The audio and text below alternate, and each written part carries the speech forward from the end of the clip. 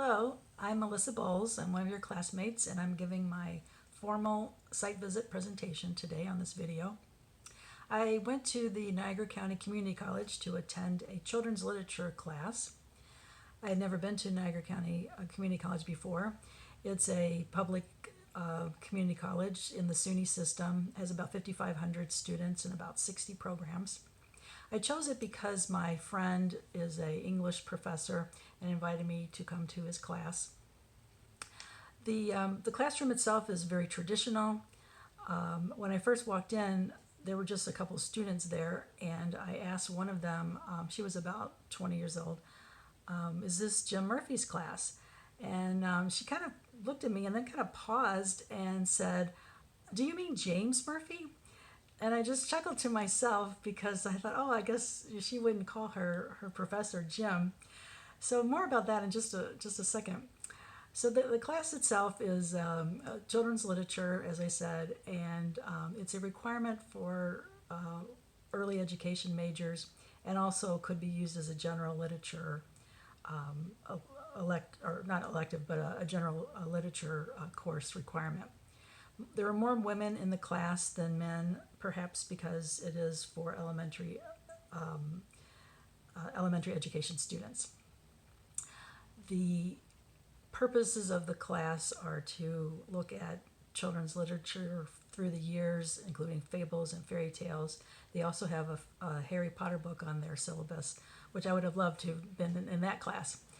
But the class we had was about the Hans Christian Andersen stories of The Ugly Duckling and The Emperor's New Clothes. The professor's style was very traditional, a teacher-led discussion. He tried to engage the students, call on students, ask them to raise their hand.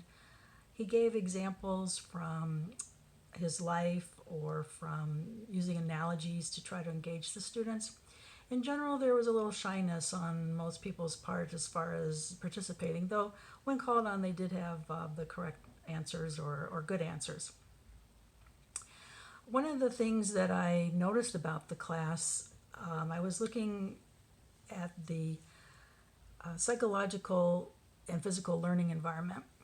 The physical learning environment was a traditional classroom. It was fairly small for the number of people in the room. There was 28 people in a fairly small room. The desks were aligned in a straight row. I was kind of wondering if breaking up into groups would have spurred more discussion, making it easier for everyone to participate. But the classroom really was not set up to have a flexibility in teaching techniques. The psychological learning environment, I felt, was maybe a traditional model of a teacher-led experience where the teacher is up here, he has the knowledge, and he's imparting it to the students. I really didn't see any sign of self-directed learning or any of these newer concepts that maybe we've been talking about in adult education, which caused me to wonder who is an adult, and are the 18 to 21-year-olds, are they really functioning as adults?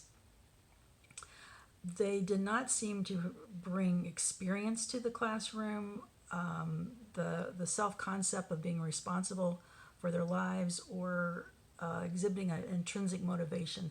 These are things we learn in our textbook from Knowles. So I'm really questioning whether that age group in general, or maybe this class particularly, are functioning like adults, and then therefore do we use these concepts and thinking of andragogy to serve them? Would it be effective if we did? So at the end of the day, I enjoyed my experience. I actually feel like I have more questions now about adult education than I did before, but I'm looking forward to learning more about it and answering some of my questions. And I'm also looking forward to our informal site visit. Thank you very much.